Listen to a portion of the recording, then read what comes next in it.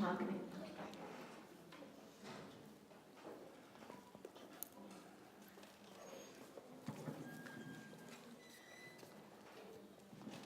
You should respect and honor, as how Mr. Morris did for the person who put a gun in his face. And I learned that it's been hard times for the USA, and we should respect that we're free and always have faith that anything that we're going through, we'll win. This too shall pass. Great, great answer. But I wasn't here the last time because I had another meeting, which you know I miss you when I'm not here. Mr. Algier, please contact the office. Mr. Algier. So give me ideas that I missed. You know, I saw part one, I missed part two. So you can give me your comment and then tell me catch me up with where we are in the story. First, in part two, when Mr. Morris went to France, and he was talking with the soldiers, and then he heard barking noises, and England. and then Trixie came. In Right with the England. stone. In England. I mean England. And then Trixie came with his stone and put it on Mr. Morris's feet. And Mr. Morris didn't know what to do with the stone, so he threw it. And what happened? Trixie went after it. What else did you want to say? When they were sleeping, Mr. Morris found he thought it was a tree bark, so he was sleeping on it, but it was a dead soldier from the army. But he didn't notice that, so he was sleeping through the soldier all night long. And after they left, he covered up some snow out of his face, and so he wouldn't drown to the snow. Right? Very good. Thank you very much. So did Trixie stay with him throughout the entire experiences that Mr. Morris had so far? Has Trixie left for any particular point? Did she go away? No. So Trixie's been with him and his comrades, that means, and his other soldier friends, and they've been traveling through this together. Did we get to the part yet where Mr. Morris lands not in England, but goes from England to another place? Where did he go from England? Yes? Japan? Oh, I don't think Japan. Think again. Beach. Russia? No, think again. What do you think? What do you think? Normandy, which happens to be in what country? Is he right? Is it France? So from America, he goes to England. From England, they go to Normandy, France. Is that where we are now? Yes. Are we picking up in Normandy? How did Mr. Morris get to Normandy from England? Anybody know? Was it an airplane? Yes? A jet? Jets were invented at that time. Yes? He was in the car and he had to drive up the mountain while the enemy was shooting. I think I recall something from that last year, a Jeep, and then a Jeep transported him to a certain point, and from that certain point he had to get on this big what? A boat? So far, are we right, Mr. Morris? It was from a Jeep to a carrier boat? No, it was from my truck. then maybe I we got should on pick up at that point. I got on the thing that I called a dumpster, remember? We drove on a dumpster and then we drove into the ocean. Okay? Well, I'll take you from there. Before I start, there was one young lady when I stopped last week who had a question. Is this coming over clearly? Yes. Who had a question, and I told her to save it for this week and I would call on her. No, it wasn't you. No, it wasn't mahogany.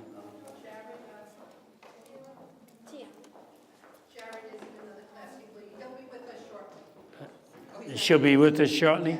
All right, I'll get her question. That's the only question I can take right now because we got a long way to go, and I don't even know if I got time to get through it. I'm going to do my best. But I will give you a question period after, and that question period is for teachers, visitors, anybody. If you have a question, please ask it. All right, we're on the top of the mountain. We got up from Omaha Beach. But I want to ask you something. How many of you saw Saving Private Ryan, the movie? All right. The beginning of that was about the truest thing you'll see about World War II. There was only one part that wasn't true. They showed all white soldiers in the invasion and going up on Omaha Beach. But there were black soldiers there also. I was there. My whole regiment was there. The regiment we had trained before. When I told you they stayed with us and they shipped out and we didn't know where they're going, they were there. And after the war was over and I was home, a long time after that, I found out my brother was there. And he was gone on Omaha Beach the same day I was there, the second day of the invasion. When we got out of the Army, he never spoke about it, and I never spoke about it. And he passed away, and it wasn't until after he passed away that I found out he was on Omaha Beach. Well, we are up the top of the mountain now, and all 16 of my trucks have made it to the top. All 16 drivers were alive. I went into headquarters to get my instructions. I was told that what we were going to do, my outfit was supposed to take supplies to the tanks. Every time the tanks needed something, we were supposed to make sure they got it. That meant if they needed water, there were 5-gallon tanks of water. There was gasoline. There was 5-gallon tanks of gasoline. There was food, ammunition. There was motors for the engines for the tanks, and all kind of supplies. We had to make sure they got that stuff. So what we would do, we would drive down to an area which was about the same width of this auditorium here, and it was about as high, and that would be ammunition and tanks and everything piled up where we would back in up to that place, and the German soldiers would load our trucks. And we would drive it down to where the tanks were supposed to be. But most of the times when we got where the tanks were supposed to be, some kind of way they'd already advanced and gone further. So what we would do, we would back up, and the German prisoners would unload our trucks. They would take everything off of our trucks. And don't think the German prisoners were running free. They were under heavy guard. And they would unload our trucks, and then we'd pull down to the stockade where they had other German prisoners. When we got down there, each truck would load up with German prisoners. The way they loaded them on, the prisoners would get in the back of the truck with their hands down to their side as tight as they could put them. And they would load them onto the truck. And we would put them on until the truck was full, until they were tightly packed in there. When they were tightly packed in there, they would pick another soldier up and stick them in. Just like you're putting something in a box. They would stick another soldier in there, and then they'd put another soldier in. So they were in there so tight that they couldn't move their arms or anything. The reason we didn't want them to move their arms was because we were driving the trucks, and they were in back of us. We have no windows, no doors, no seat belts, nothing but a windshield in front of us. And if any of those soldiers prisoners were to get loose, get their hands free, they could lean over and grab us by the neck and kill us, and they would all be free. So we would load those trucks. All 16 trucks would come back. Sometimes we would drive for 50, 75, 100 miles with these prisoners in the back. Well, lunchtime has come and gone. Supper time has come and gone. And we couldn't stop to eat because we had these guys in the back. We couldn't take a chance to eat because, number one, we had nothing for them to eat. and they couldn't eat it anyhow if we had anything, and we couldn't take a chance on stopping. So quite often we would go almost the whole day without eating, and we didn't even realize it until we get back to camp. We would take the prisoners back to the area where we were staying, and they would be unloaded, not where we were, but about 5 or 10 miles from where we were. They would be put back in stockades. Well, we were back in our area, which was safe. There was no fighting in that area or anything. We could relax there. And this day we were relaxing, and we were kidding around, having fun. But incidentally, there's one more thing I have to tell you about the area where we were. There was a big stockade there where we had German prisoners. We had about 25 or 30 German prisoners who worked for our area loading our trucks. And in order for the guards to look over them, they had to walk up this long ladder. It had about 20, 25 steps to it. And the ladder steps were made out of rungs, something like broom handles, only a little thicker than that. And they would go up to the watchtower where our guards would be a sergeant and some guards watching the prisoners. Well, we were in that area which was safe. The prisoners, they were locked up and in their confined area. And then all of a sudden we heard this whistling sound, and we realized right away a bomb. And a bomb was coming in our area. Something never happened before. And we didn't even have a chance to holler, take cover, or run to find some place to hide. The bomb exploded in our area. And that was very, very unusual. And when it exploded, everybody started hollering, "Everybody all right? Everybody all right?" And everybody was hollering, "I'm okay, I'm okay, I'm okay." So nobody was hit. And then the next thing I heard was some whining, like that. And I looked down, it was Trixie. Trixie was hit. Trixie had a piece of shrapnel. Shrapnel is a piece of steel which comes off of a bomb and penetrates your body or whatever. Trixie's leg was bleeding. I grabbed Trixie up and I hollered, "Trixie's hit." And when I hollered that, everybody stopped everything they were doing and ran to Trixie. I had Trixie in my arms, and I was running for the Jeep. And my corporal grabbed Trixie and held Trixie. I jumped in the Jeep, and we started pulling off. As we were pulling off, 2 more soldiers jumped in the back. Now, we had a little clad area which was around the area, which went to the medics. The medics are the doctors. We were driving down to the medics. They are about a mile away. But that area, that going that way seemed too long. I went across the field, through the potholes and over tree logs and all that. The Jeep was bouncing up in the air and going like this and all. One soldier got thrown out, so I had to stop and wait for him to run and catch up with us. And he got in. We made it to the medics. We got to the medics. The major there said, "I don't work on dogs." I mean, "You don't work on dogs? This is Trixie." And he was one of the white officers that I told you before that we had never seen. So he had never even seen Trixie, didn't even know. And he said, "Well, I don't care who it is, I'm not working on him." I said, "Get in the Jeep, fellas, let's go." I went to the colonel's office. This doctor was a major. So I went to the colonel's house, which you don't do. Number one, if you want to speak to an officer higher rank than you, I was a sergeant. I had to go to the first sergeant who had to give me permission to talk to the second lieutenant, to the first lieutenant, to the major, to the colonel, and then I get permission to speak to the colonel. I didn't do all that, which was wrong. I could have gotten in serious trouble for that. I went straight to the colonel. I didn't have time. And I said, "Sir, Trixie's been hit and the doctor won't work on him." Well, fortunately, he heard of Trixie. He said, "Go back to the medics. By the time you get there, they'll work on Trixie." By the time we got back, the major was there waiting, had all his stuff out and all his help and everything. They worked on Trixie, fixed her leg, and they told me, "All right, you can take her, but she'll have to stay off her feet for about 2 weeks."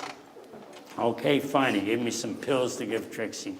I took Trixie back. I told the first sergeant what happened, that what the doctor said, and he said, all right, well then I'm going to take you off, well, we called it the road. There was no road.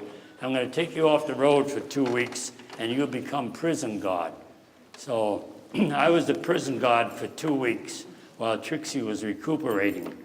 And now, as I said, in order to get to where the prison guard's tower was, I had to go up that ladder. When I started up, Trixie looked at me and said, oh no, I'm not staying here. So I said, oh boy.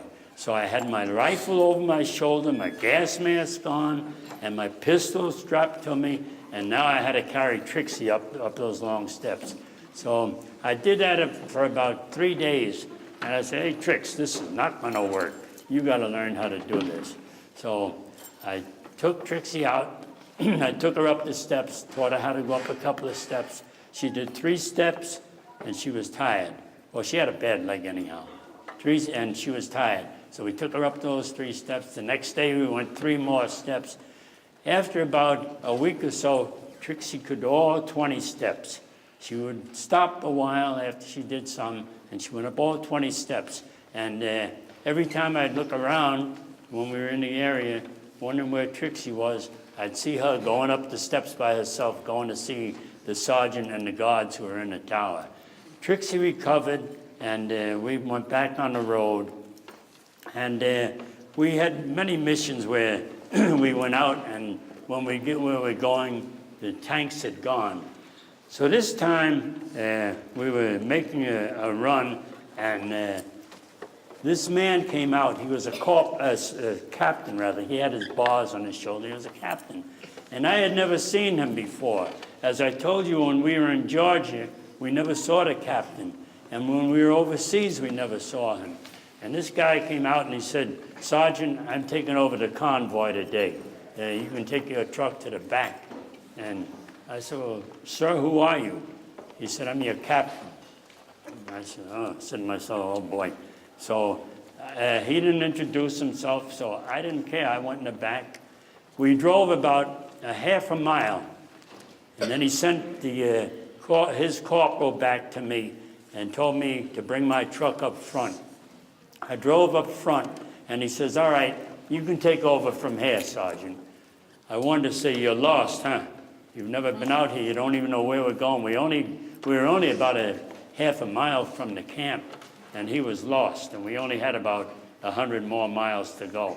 So I took the lead, and we took the convoy where it was going. And again, as usual, the tanks were gone, so we unloaded.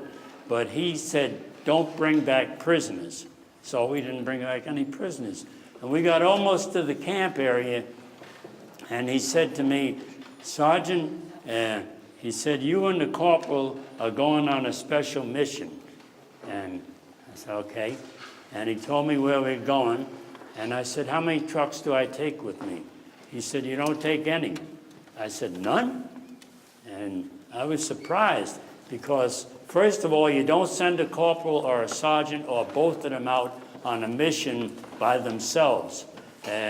You send them out on a mission with 1 or 2 other trucks to sort of give you protection. So he said we weren't taking anybody. He said, I'll put another sergeant in charge of your men till you get back. Okay, he's the boss. So we drove off, and when the corporal and I were riding along, we looked at each other. He said, you know what this is? Yeah, we know. It's a suicide mission. We were not supposed to come back.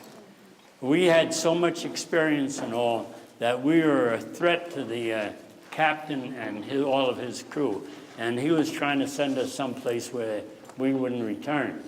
Well, we went out and we completed the mission. And when we were coming back, we got tired. So I said to the corporal, I said, let's pull over and take a rest. So when we stopped to sleep, it was this nice summer day, incidentally. When we stopped to sleep, we get out of the truck, we put on our gas mask, and we take our guns, and we take our helmet, and we go under the truck. And who's the tallest person here? All right. Come on. Now, this is the gas mask. I'm going to try and, you have to come over here. I'm going to try and put it on her and give you an idea how it works. We went under the truck. It's going to take a second. Come here, you're going to be strapped up. Is this the right strap? This goes around your waist.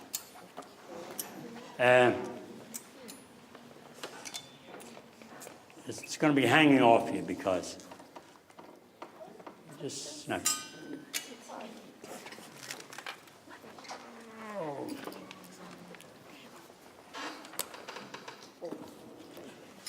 Around your neck.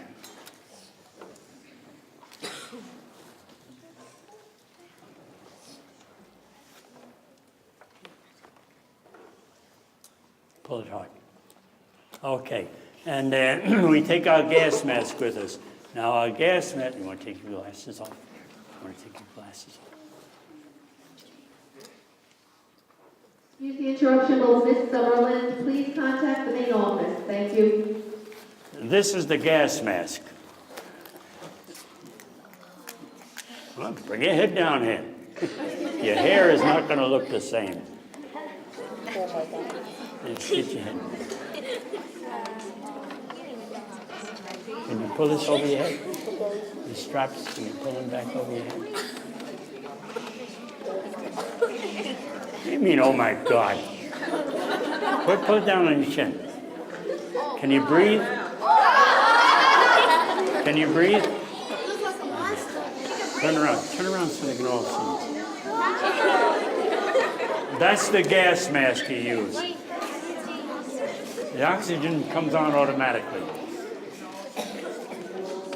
You can take it off anytime you want. Oh, you want? Okay, thank you very much. I'll even unhook yourself. All right, we would get under the truck. Let me help. Thank you very much. Don't forget your glasses. Thank you. There you are.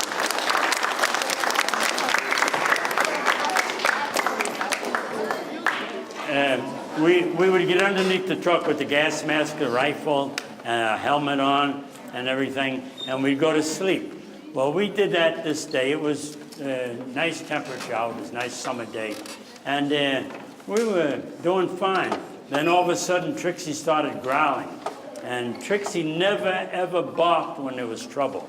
I don't know who taught her, but she never barked. She would only growl. So she started growling, and that was the first time I heard it. And Trixie started growling very softly, and right away I grabbed her collar and I started petting her, and we looked around and we didn't see anything. It was a wide open field where we had parked, and so we laid down, but we didn't go back to sleep. And then Trixie started growling very loudly and very excitedly, and something was wrong. And I told the corporal, I said, somebody's out there. And just as I said that, way off in the distance, we saw 6 pair of German army boots walking toward us. We thought, oh gosh. There was no way we could get our stuff and get into the truck in time. So I told the corporal, I said, let's move way on the other side of the truck near the edge of the woods, so when they're walking up, they can't see us. And we're hoping this is going to work. So the German soldiers were walking up, and they had their rifles out pointing toward anything, whatever moved was going to get shot. And we're laying back there still. I'm holding Trixie. And they got up to the truck. When I got up to the truck, they started fooling around in the truck and trying to see what was in there and everything. And then I tapped the corporal, and I told him, let's move the other side of the truck. So we were crawling along, and when I looked over, Trixie was crawling too on all 4. And that was the only laugh I had in a long time. It was very comical to see Trixie on all 4, crawling on her stomach over like we were doing. And so when we got on the edge, the corporal was in front of me, Trixie was in the middle, and I was in the back. So I tapped him on his shoulder, and I pointed to him. I said, you take him. And I said, I'll take him. And then I said, the two of us take the one in the middle. He nodded, okay. So we were watching their feet. When they moved like they were going to bend down to look under the truck, we reached out and we shot them and blew them away. And the one in the middle had his gun pointing at us. One or both of us was going to die. We didn't know which one, but because we couldn't get our guns turned over to him fast enough. Trixie jumped up, bit his arm, his gun went off and shot up in the air. The gun flew away, and we blew him away. And no, it's not funny. No, that wasn't meant to be funny. We shot him and killed all three of them. So when we were crawling out of the the white bag, when we were crawling out from under the truck, where these three dead soldiers were laying, thank you, and these things were there.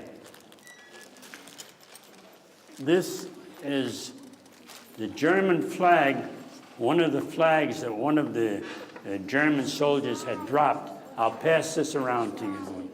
One of the German...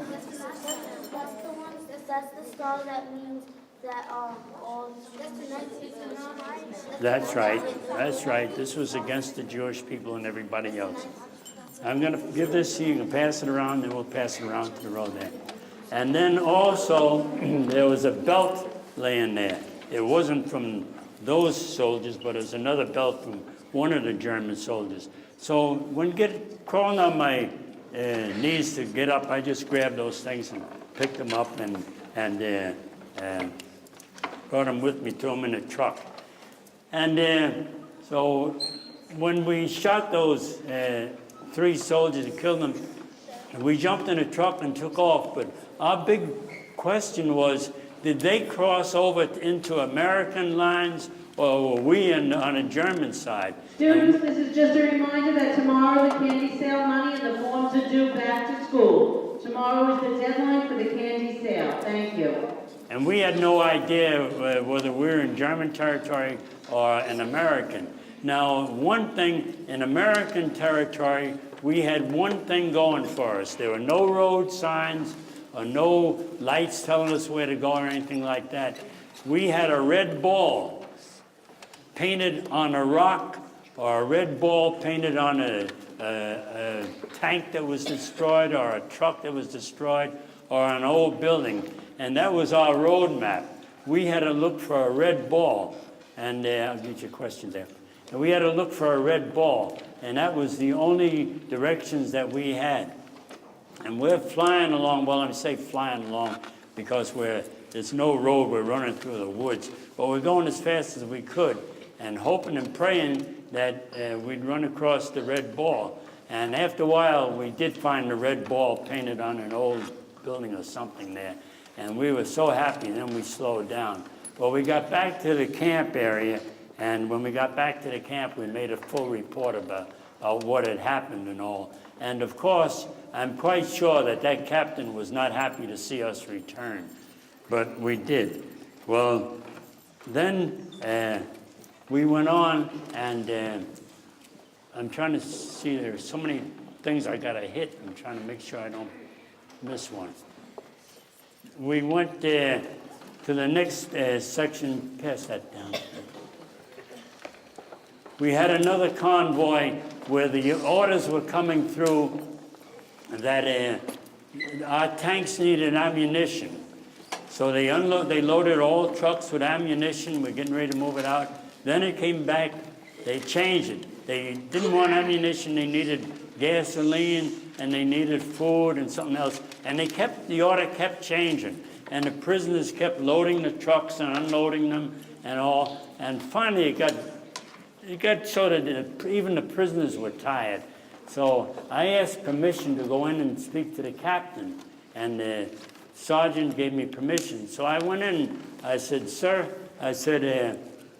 why don't we load some trucks with ammunition, some with food, some with tank motors, some with gasoline, split it up and everything.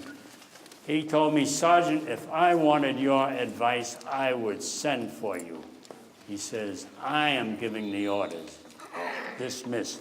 I saluted him and walked out of his office as if to say, boy, we're in deep trouble in this war. So after about an hour or so later, the first time the captain had ever come out to talk to anyone, he came out and says, all right, hold up what you're doing. He said, my plan is to load so many trucks with this and so many trucks with that and so many trucks with that. And that's the way we'll do it, and then ship it out. And he turned around and walked back to the office. That was his bright idea. You know, he's the one that thought of that, although I had to tell him. So we loaded the stuff up. Let them see it. We loaded the stuff up, and we pulled out. Well, it was snowing hard then. We drove all day. We drove all night. We drove all the next morning, and the snow was still coming down. Remember, we have no doors, no windows. Of course, we don't have any heater, and we have no safety belt. And from time to time, the snow is so deep in the truck, we have to stop. We had to stop and take off our helmet and scoop the snow out. And I always had to scoop a lot of snow out to half the time to even find poor Trixie. And she would be hanging up on the, with her front paws on the window, and sometimes I would almost think she was frozen in that position. The only reason I knew she was okay, she would turn her head and look at me as if to say, boy, this is one heck of a mess, isn't it? So then we continued driving, and it was actually over 2 days that we drove, and I'm just beginning to remember now, I don't ever remember eating. I don't ever remember stopping for food or anything, because number one, the food we had was only in packages, and it was ice cold, and it didn't make any difference anyhow. And in a lot of cases, we couldn't get the cans open because our hands were so cold. And so we just didn't eat, and we didn't even realize it. And we drove on. Finally, we got to the place where the tanks were supposed to be. The tanks were supposed to be out of gas, out of ammunition and everything else, and they were gone. So again, we pulled up, and then I said to the men, well, I guess we unload. And then I said, wait a minute. I said, gather around. I said, when the orders came through, the tanks were in desperate condition. They needed everything. They were out of everything, and they needed ammunition and gasoline and everything. So if they needed it then, they must need it now. I said, our next stop would be up in the front lines. If we go up in the front lines, we have no training for frontline fighting. So if we go up to the front lines, we'll be sticking our necks out. Number one, as I said, we have no training for that. And if we go up there, 9 chances out of 10, some of us, and maybe all of us, are going to get killed. I said, what I'm going to do, I'm going to walk away from you. And after I get away, you discuss it. You make up your minds whether you want to go all the way up with this stuff or unload it here and load prisoners and take them back. Whatever you decide is all right with me. So I walked away from them. I got about 10 feet away, and they said, let's roll, Sergeant. I said, let's roll? So I walked back to them. I said, what do you mean? They said, let's take the stuff up there. They need it. I said, let me tell you again. We're not trained for frontline fighting. We're going into the battle zone. I said, one or all of us may get killed. Let's roll. I said, okay, clean the snow out and let's go. So we cleaned the snow out of the truck again. We mounted up and we drove out. Again, we drove almost 2.5 days.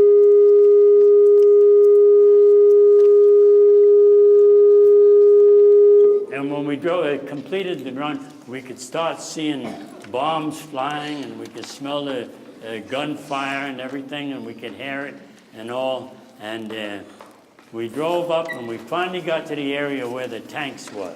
We couldn't see the tanks. Number one, they were just about buried in the snow, but they were still firing their guns. And we pulled up to the kitchen area, and gee, they greeted us like you wouldn't believe. They were completely out of food. They were down to a few potatoes, which they were trying to cook and stretch for everybody. And we came in with 16 truckloads of everything: gasoline, food, ammunition, tanks, motors, warm clothing. We had everything on the trucks for them. And we backed up and we started unloading, or the prisoners started unloading rather. And when they started unloading it, they unloaded for about a half hour or so, and then the orders came through: stop loading, man your guns. I'm going to leave you right there.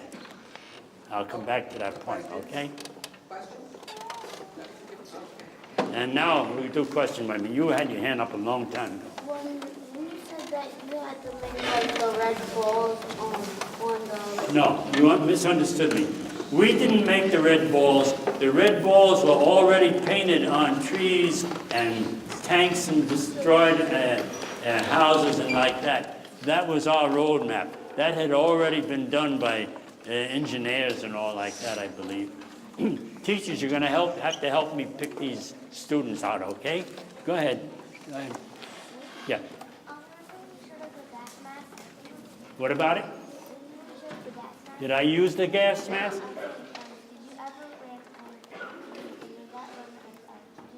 I'm sorry, I can't hear you. Does the gas mask run out of Oxygen?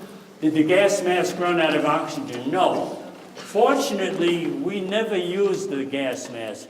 That's used if the enemy sprays poison gas and stuff like that. The only thing we did with the gas mask, we used it with drills to make sure we knew how to put it on in a hurry and like that. How did a gunfire smell? How did gunfire smell? I don't even know how to describe it. Like fire.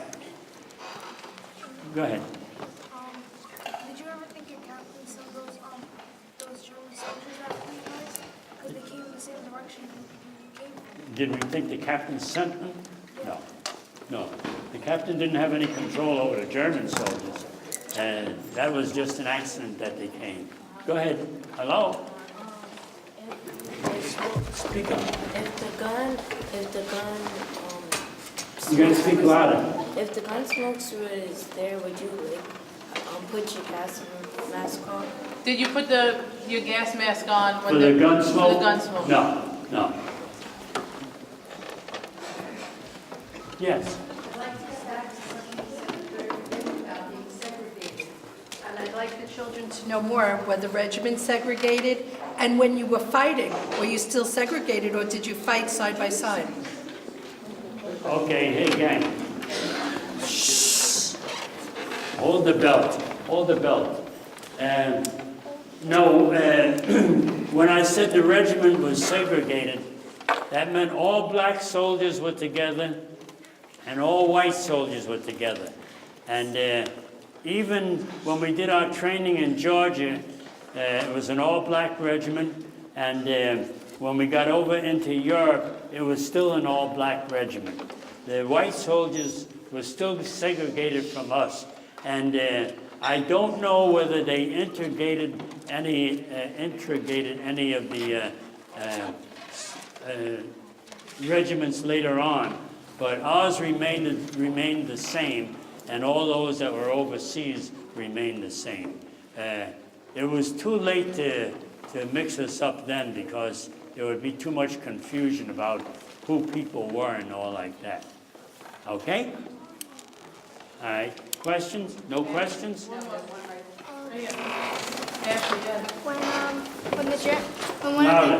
When one of the German soldiers had the gun like right by your face, what were you thinking? Like, how did you feel did you think that your life was gonna end, or did you think something good might have happened? When you were surrounded by the three German soldiers and you were underneath the truck, did you think that that was the end?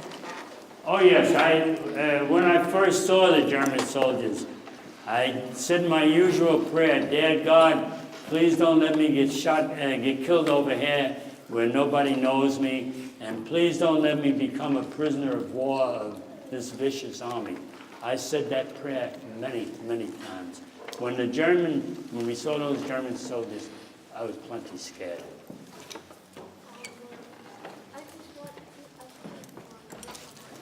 I watched this movie. Did the Germans have Did they have yellow hair? The question is, did the Germans have yellow hair? A lot of them had blonde hair.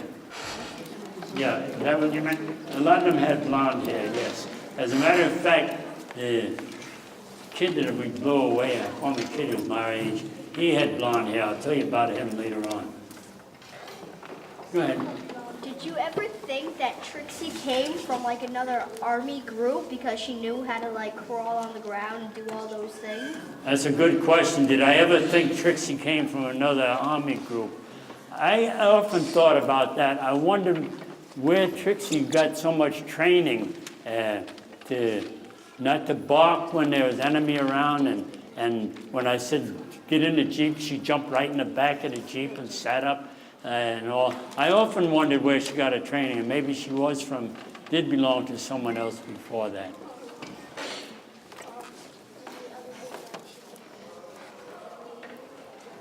Did I ever think she came from a German regiment? No, because there was something about her. Trixie was American, all American. Go ahead. Oh, no.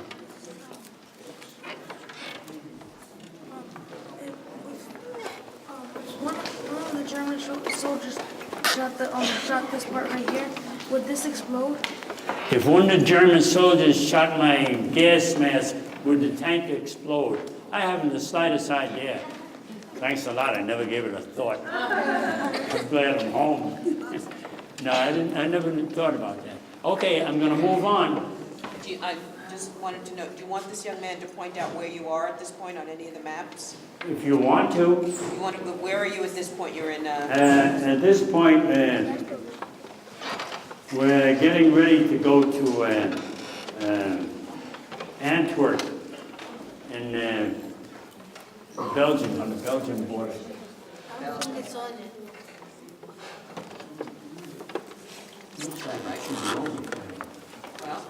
maybe they changed it. Maybe they changed the line. All right, wherever they got Belgium on the map is all right. We're going to... Okay, that's where he is. Okay. Right now, we're getting ready to... we've just arrived where the tanks are. We're in Antwerp, is the name of the town. It's in the... the name left me for a minute. Anyhow, we're in Antwerp, which is near Belgium, and we have just arrived there, and we were unloading the trucks when they told us to man our guns. We looked at each other, man our guns. And I told the guys, I told you we weren't trained for this. And I said, well, here's where we do something we've never done before. We were ordered to get up on the lines and start firing. Well, we took our rifles and we laid down in the snow. We weren't anywhere near the tanks. They were still in front of us firing. And we got up there and we started firing our rifles. And we fired and fired and fired. And I'm wondering, what are we shooting at? I don't see anything. And the snow was still coming down so heavily, and it was so cold, our fingers would just about pull the trigger on the gun. And one of the soldiers from that area, from the tank division, was coming down. And I asked him, I said, what are we shooting at? Who are we shooting at? And he said, nobody.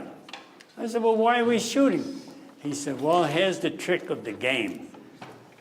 16 more guns came into our area.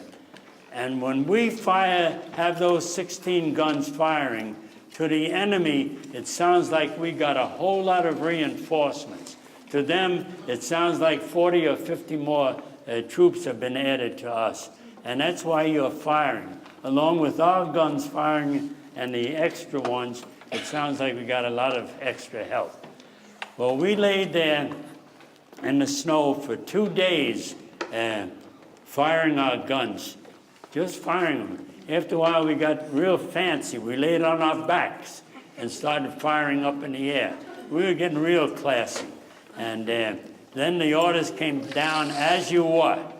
As you were is a term they use in the Army, which means go back to what you were doing. Go back to as you were before you got the last order. So we went back to it, and they started, the Germans continued to unload our trucks. And the orders came down for us to start getting ready to move out. We had unloaded all of the equipment off there, and we were to go down to the stockade to pick up German prisoners again. We went down and we loaded up German prisoners. And this time I asked the sergeant who was in charge of them, what are we going to do? We've got over a 3-day ride with these men in the back. They will be out riding with the snow and wind blowing in their faces and all. I mean, I'm feeling sorry for the German prisoners now at this point. You wouldn't think so, but I was. And I said, how are they going to survive at least 3 days standing up there like that? And I was informed, Sergeant, you have a job to do. Do your job. My job was to drive the truck and drive them back. There's no concern about them. So I did my job. I told my men, let's all mount up. They all got a good meal before we left, and we pulled out and we drove. We drove, as I said, every 50 miles or less than that. We had to stop. I had to give the signal to stop, and we had to get our helmets and dig the snow out. Finally, a day or so, the snow stopped. But let me go back to the area of Antwerp for a minute, because I shouldn't have left there. I've got to tell you more about the battle. And Antwerp was one of the most important battles there was in the whole war.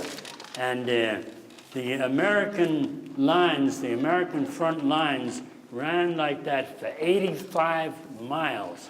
We had soldiers spread all along the lines for 85 miles, protecting the lines so the Germans couldn't break through. And our tanks were up there in the Battle of Antwerp. Let me tell you, Ardennes Forest is what I was trying to say before. We were in the Ardennes Forest at Antwerp. And our tanks had been in the battle for 41 days. These poor soldiers were laying out in the snow and in that cold tank made of steel. For 41 days they were there, fighting the German army. And they were there because it was snowing almost all the time, and our airplanes couldn't fly. So our airplanes couldn't fly, so they couldn't attack the German army, which was attacking our tanks. So we stayed there, as I said, for 4 days. 2 days. For one reason, the German army wanted Antwerp was because behind where we were was the ocean, and there was a port where the ships could come in and drop off supplies. That belonged to the Americans. That belonged to us. Well, all along the 85-mile front, the Germans held on, the Americans held on to their front lines. And in one place, the Germans made a bulge in the front lines. They didn't break through, but instead of going straight along, they made a bulge in it like that. And that's where the name, the Battle of the Bulge, came from. Not from my stomach. It came from the Battle of the Bulge, where they're going down a straight line, and the army pushed them back. But the American army pushed them back again and straightened the lines out. So when you hear the story, the Battle of the Bulge, that is it. And that was known as one of the greatest battles that the American troops had ever fought. That was said by General Patton and by the president, I believe. Well, we left there and we drove back to our area, to the stockade where we were. And we unloaded our prisoners. We made a full report of everything that had happened. Then we pulled out again on another mission where the captain went with us. And I've got to go fast now because we're running out of time. Where the captain went with us. And the captain, when we were returning, he did the same thing. He stopped the convoy and he said, "Sergeant, you're going out on a mission." I said, "You mean my corporal and I are going on a mission?" He said, "No, you're going on a mission." Oh, in other words, he couldn't get rid of the corporal and I, so he must have said, I'll at least kill them one at a time. I went out on a mission again, and wherever it was I went, I was coming back. It was a summer day, and I got tired, not sleepy, restless. I got out of my Jeep when I found a big field, and I was walking back and forth on the side of my truck, not Jeep, side of my truck. And all of a sudden, out of the woods on the other side stepped a German soldier. He was as shocked as I was. We were both shocked to see each other. He stopped off short, and he stood his rifle up on the side of him. And I had my rifle, and I put mine right on the side of me like that. And I stood there, and we stood there looking at each other. He was as afraid of me as I was of him. And we just stood there for, it seemed like 2 hours or more. It was only a matter of about a minute or a minute and a half. And finally he took his rifle and he pushed it like that. And I did the same thing with mine, and we stood there. And then he pushed his rifle arm's length, and I did the same, which meant we weren't going to shoot. And then he took a little step backwards into the woods. And when he did that, I took a step toward my truck. And he stepped backwards into the woods and disappeared. I jumped in the truck, stepped on the gas, and went as fast as I could and got out of there. Neither one of us fired a shot. If he had shot at me or I had shot at him, there was no way we could have missed because we were better shots than that. Either we both gotten shot each other, or one of us would shot the other. Well, I got back to camp, and I know the captain wasn't happy because I returned again. And when I got back in, I did not make any report of what happened, because in the report, I would have to say that I attempted to kill him, or I did kill him, or he attempted to shoot me. And nobody knew I'd seen him, and I didn't make any report. Well, I have to jump to the end of the war. The war ended, and we were getting ready to come home.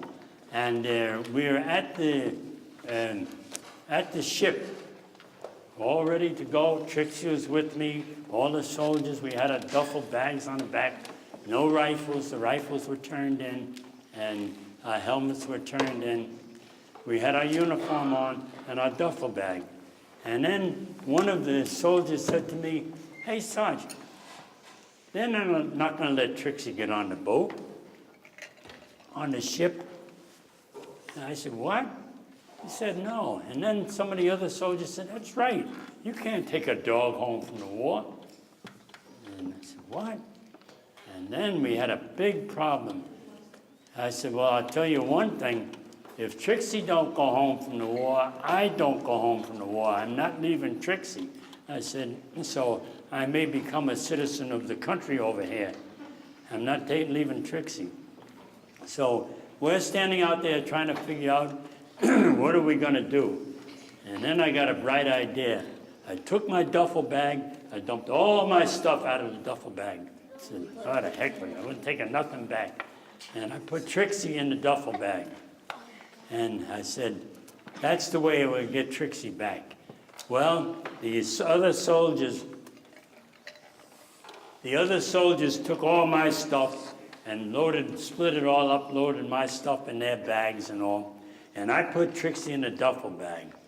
I said, Trixie, when I go up the gangplank, don't move, don't bark, don't do anything. Don't even breathe. I said, just stay in the duffel bag and stay as quiet and still as you can. I said, we're going to pull this off, girl. Don't worry about it. Well, they called my name. They said, Morris. And all the guys said, good luck, and blah, blah, blah.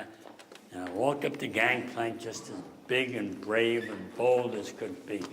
And I got up there and I gave my name, William A. Jr., Sergeant, 202-66869, and I dove onto the boat.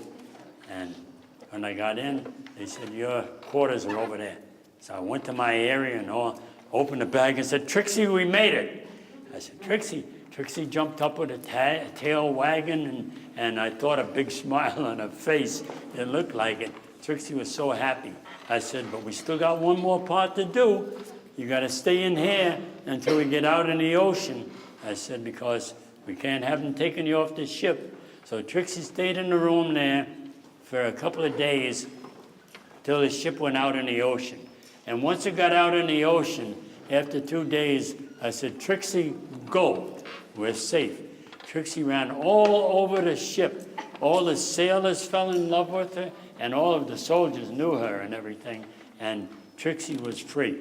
So we got Trixie going to Staten Island. Now, I think I got time for questions, and I'll go to the last part. Go ahead. Please talk loud so we don't have to repeat.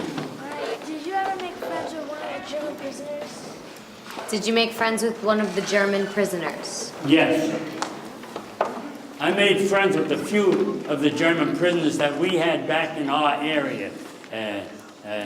From being a prison sergeant, I saw them every day, and I did become friendly with them. Go ahead. When you put Trixie in the bag, did you feel like she was going to get caught? No. I had no fear at ever when I put Trixie in the bag, because Trixie was just that good. I'll be back to you in a minute. What happened to the German prisoners after the war? What? What happened to the German prisoners after the war? They were freed after the war. I don't know what kind of process they did it, but they freed them after the war. I was glad of that. Let me get this one. Do you still have sergeants like that are friends? No. I'm sorry to say, as far as I know, all of the men, or most of the men that were in the Army with me have died or in hospitals someplace or something. I have no contact with any of them now at all. But Trixie passed away 10 years after the war. I'll get to that in a minute. Go ahead. Go ahead. First I want to say, do you have a dog, now? Now, do I have a dog? My daughter has a dog named Wendell. And will you, does the dog remind you of Trixie? No, he don't remind me of anything like Trixie. That dog is something else. Go ahead. No, I had you before. I'll be back. Yeah, go ahead. I don't know how old Trixie was. I'm sorry. I had you hold tight. Go ahead. During the war, you did get shot. Did you ever get shot during the war? No, I never got shot during the war. I'm one of the fortunate, very fortunate people in the war. I didn't even break a fingernail. And Trixie is the reason why. Hold it 1 minute. Hold everything. There's the lady that asked me for a question the end of last week. You, stand up. I'm sorry if I embarrassed you. Stand up. When we were leaving last week, didn't you say you had a question to ask me and I told you to hold it? Okay, now's your time. I didn't forget you. You forgot your question? Okay. All right, if you think of it, raise your hand. Somebody I didn't call on. In the back. Yeah, right there, yeah, stand up. Did someone call? Did you read the two best friends? Oh, I can't even see it. Stand up. Did you read the two best friends again? Good question. Did the two gentlemen that went to go sign up with you in Harlem, did you meet back up with them after the war? Oh yeah, after the war. Yeah, we hooked up after the war. They both passed away now, though. Go ahead. Go ahead. When you came back to Staten Island, what was the first place you went? Where was the first place you went when you came back to Staten Island? First place when I came back to Staten Island, I found her, my wife. Oh, go ahead. Yeah, those are the medals I got, and I would like to pass them around to you, but I'm afraid to do that. But if you want to, you can get permission from your teacher now to come up and see him if you want to, or whatever your teacher's going to do. Let's wait till everyone answers their question. Huh? Did you think that Trixie Who's going to do what? Trixie, when you put her in the back, she's gonna suffocate. Did I think Trixie was going to suffocate when I put her in the bag? I never worried about Trixie doing anything wrong. No matter where I put Trixie or what I did, I never worried about anything happening to her. No. The numbers where? Let me hold this up. They want to know what these numbers mean here. You'll see 6869 on everything I own. That's my number. I'm the only soldier in the whole United States Army that got that number. And it's 202-66869. My last four numbers go on everything I own, so I can identify it. Yes? Stand up. Somebody relay her message, please. Question. How many years have you had Trixie? How many years do you have Trixie altogether? 41, let me see, 39, 40. From 41 to 45 during the war. And then 10 years after that, I had it. Roughly. Yes, go ahead. Hold it, gang, I can't hear the question. The last question, I just realized the time I got it. Go ahead. What are those medals for? The medals were for different battles I was in. Okay? I've got to stop your question for 1 minute. I only got about 3 minutes. We arrived, when the ship arrived, it arrived on Staten Island, the same place we shipped out from. And when I found out where I was being shipped to, I was being shipped to Camp Edwards, scratch that. I was being shipped to Fort Dix, New Jersey. And Fort Dix, New Jersey is a very, very prejudiced regiment, the same as the one I came from in Georgia. And I knew if Trixie went down there, we were going to be separated for good. Whether they killed Trixie or turned her loose out in the streets or what, I would never see her again. So I had to figure out a way to get Trixie to Staten Island. And we were there already, and ladies were loading and unloading the ships. And I looked down there, and I saw a lady unloading the ships that I went to school with. So I hollered out. I started calling, Helen, Helen, Helen, but she couldn't hear me. And then the guys on the deck with me started hollering, Helen, Helen. And then all of a sudden, the guys up on the next deck started hollering Helen. The whole ship was hollering Helen. So Helen waved, and a lot of Helens waved. And nobody was able to tell her what I wanted, or nobody even knew outside the guys close to me. So I told the guys there, I said, I'm making a break for it. I'm running down the gangplank. I ran down off the ship and down the gangplank, and I ran over to Helen. And I said, Helen. And they called me Junior in those days. She said, Junior! And all excited and all. I said, here, take my dog home for me. not knowing whether Trixie would bite her or anything, I gave her Trixie and the leash and all, said, take her home for me. And I ran back and got on the ship. None of the officers even knew I left. That's how important I was. And so I got back on the ship, and she waved up to me and told me she was going to do it. Well, we got on the train and we went to Camp Dix, Fort Dix, I forget. It was called both things. And so when we got there, we were sworn in, and then we took an oath. We turned in what stuff we had to do and all. And then we were what they call mustered out of the service. We took an oath, and they gave us a couple of dollars and escorted us to the gate and kicked us out. We were out of the Army. They didn't even want us to stay there 5 minutes. And we caught a train and came home. That's where it ended. That was the end of World War II.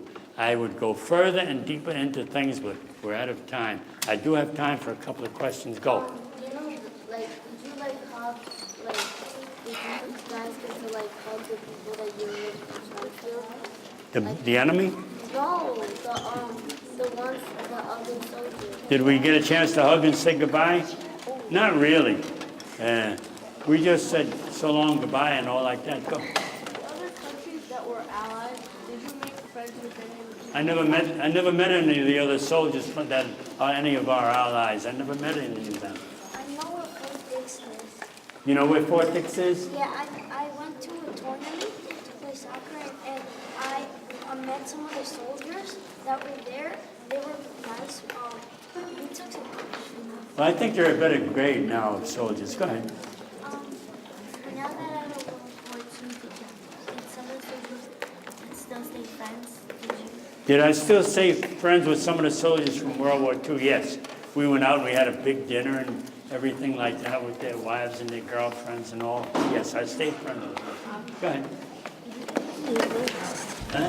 Did you get to see Hitler? Did I what? Ever see Hitler? No. If I saw Hitler, the war would have ended a long time. That's something. Yes. What happened when you got back to Staten Island and you saw Trixie for the first time at your house? Oh, after I got called from Fort Dix, they dropped Trixie off at my mother's house, and she took her down to my wife. And when I first called and told them, don't let Trixie play with any of the kids, she's already been playing with kids ever since they got here. That's another story. Oh, I don't have time to tell you. When Trixie saw enemy kids, they were putting dirt in German soldiers' tanks and all, and Trixie used to chase them. But she became friendly with the American kids for some reason. And when I first saw Trixie when she came back, Trixie, it looked like she jumped about 4 feet off the ground to greet me. And it was such a greeting, and we just stayed together for a long time. No, I can't take another question. Was she small? Trixie was a terrier, a small dog. I gave you pictures of Trixie. I never did? Oh, I'm sorry. Oh my goodness. Yeah. Anyone didn't see this picture? I'll pass it back to you right now. I'm sorry. Oh, wow. Go ahead. While we got time, I'll take the next question. Go ahead. Quiet, kid. Quiet. I can't hear the question. You gotta yell. Was it a relief that you left the army? What? Was there a relief that you left the army? Was there a reason I left? A relief. Was it a relief? Was it a relief when I left the Army?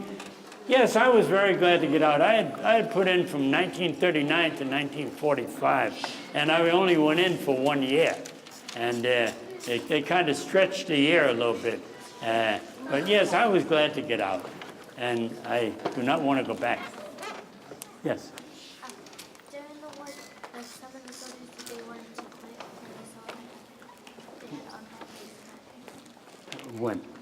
during the war, when they had to unpack them. Oh, the question was, did some of the soldiers want to quit when we had to pack and repack and get ready to move out every couple of hours and all?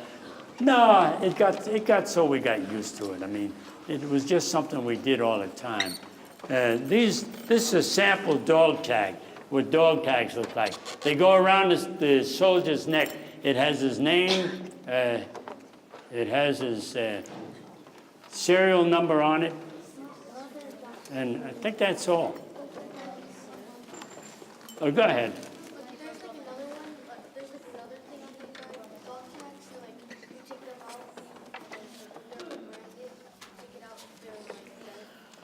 Do you take it out, off? Oh, when you did? When? On the dog tags, right, there's like a second one, and on this, you take out the second one, they're like, dead. No, you don't take it off unless you're dead. Is that what you mean? The question was, there are 2 dog tags, and when do you take the second one off? Only one is taken off when a soldier is killed. When a soldier is killed, one dog tag is taken back by the officials so they know that he was killed in action, and the other dog tag remains with him. I think he's buried with it. Okay, go ahead. How did Trixie pass? It was, Trixie was in my yard, the same house where I was born, and Trixie had gotten sick, and she was in the yard there, and I looked in on her all the time, and I've never even told this part because nobody ever asked me. And so Trixie was very sick when I passed her at one time, and it looked like Trixie was just about ready to pass away. And I sat down on the ground and leaned up against the fence, and I put Trixie in my lap, and we just sat there. And after a while, Trixie kind of looked up at me with one eye and closed her eyes and passed away.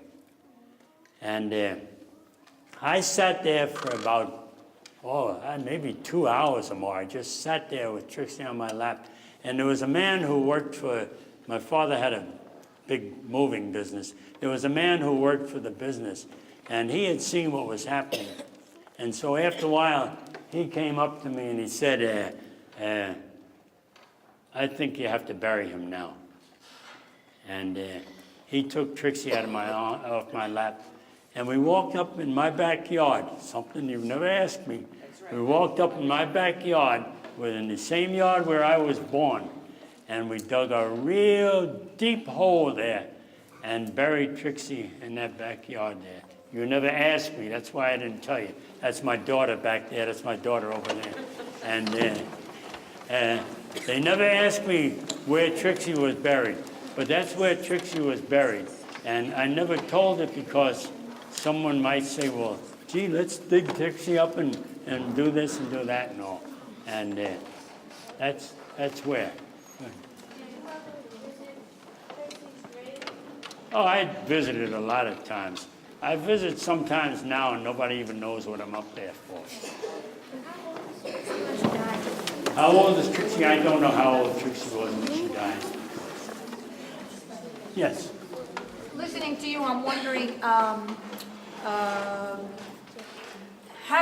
did being in the Army change your life? Have you ever thought about if you didn't join the Army, what road your life would have taken? And would you recommend young people here to consider joining the Army? Or as a lifestyle, as a thing to do?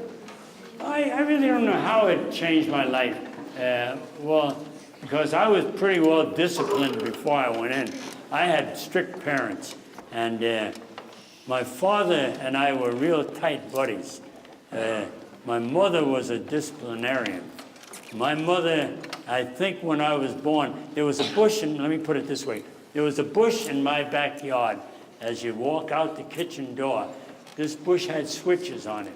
And I swear today that when I was born, my mother planted that bush. So it would be big enough when I was about 5 years old so she could send me out to get a switch so she could spank me. My mother wore that bush out on me. I got spanked so much by my mother. So it shows I wasn't an angel. But I was well disciplined.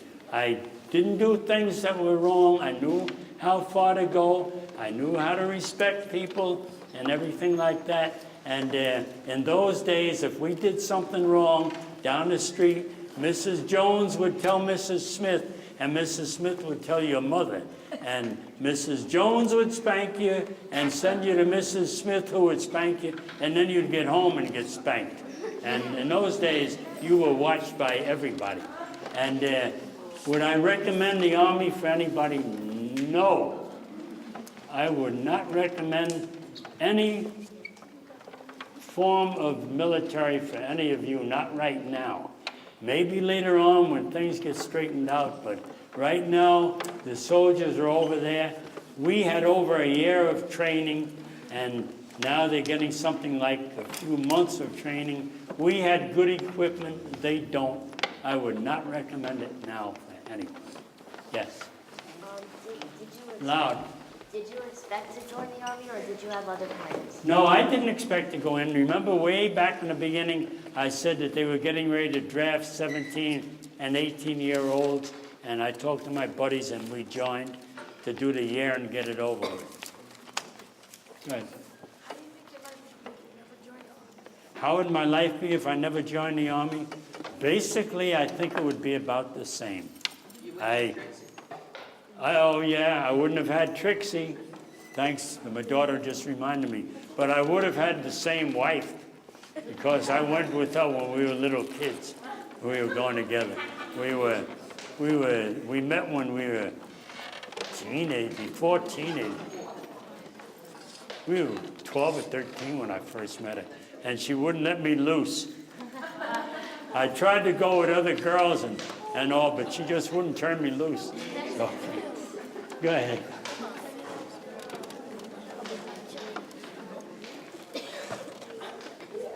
Were any of my children in the Army? No, thank God.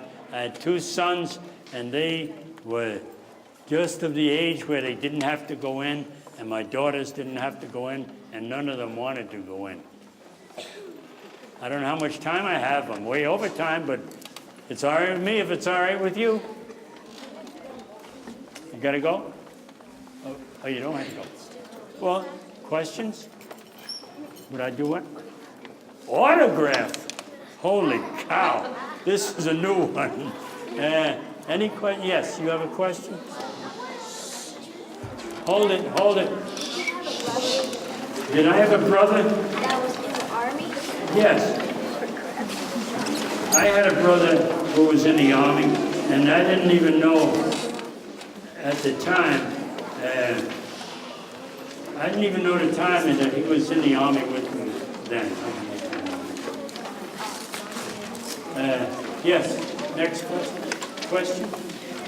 Oh, wow, I got in the autograph. Oh, God. Go ahead. Go ahead. Go ahead. More questions? You got more questions? You ran out of questions? Okay, we can break it up if you... Go ahead.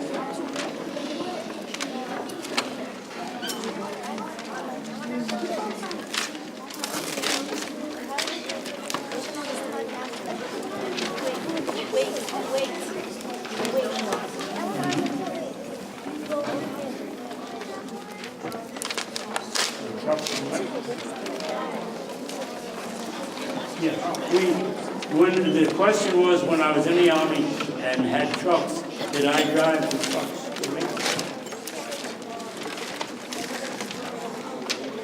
Oh, yes, we always drove them there.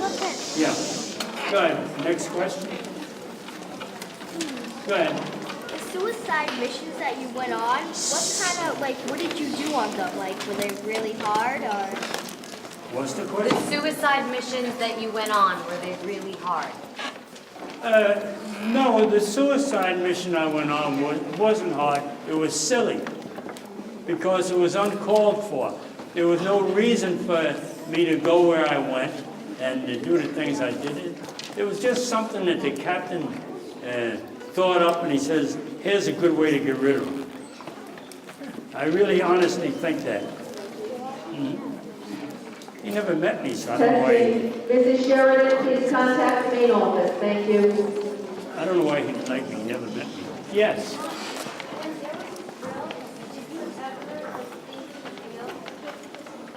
Oh, you mean a gas drill? When there was a drill, a gas drill, did I ever think it was real? We always thought it was real. And we couldn't take any chances. You had to have your gas mask on right away. We went in training for the gas mask, and they put you in a little room. And in that room, they fill it, when you're walking around there, you don't know what's going to happen because you're new. And all of a sudden, they'll holler gas, and then they'll unload this most, God-forgiven smell of gas that you ever think. And you got to get your gas mask on right away. I was fortunate I got mine on right away. But some of the guys that didn't get it on right away, they would pass out on the floor. They would come out there, they would be sick. Their eyes would be tearing, they would be crying and everything. It was a terrible thing if you got gassed. Wait, hold your questions. Okay. You gotta wrap it up. All right. If you have any more questions for Mr. Morris, send them my way, and I'll email Dolores, his daughter, and we'll get an answer for you. Okay, can we all give Mr. Morris a round of applause?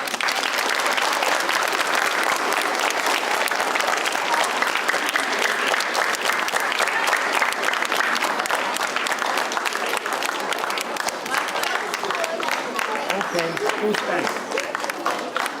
Thank you. Okay, gang, thanks a lot. Thank you.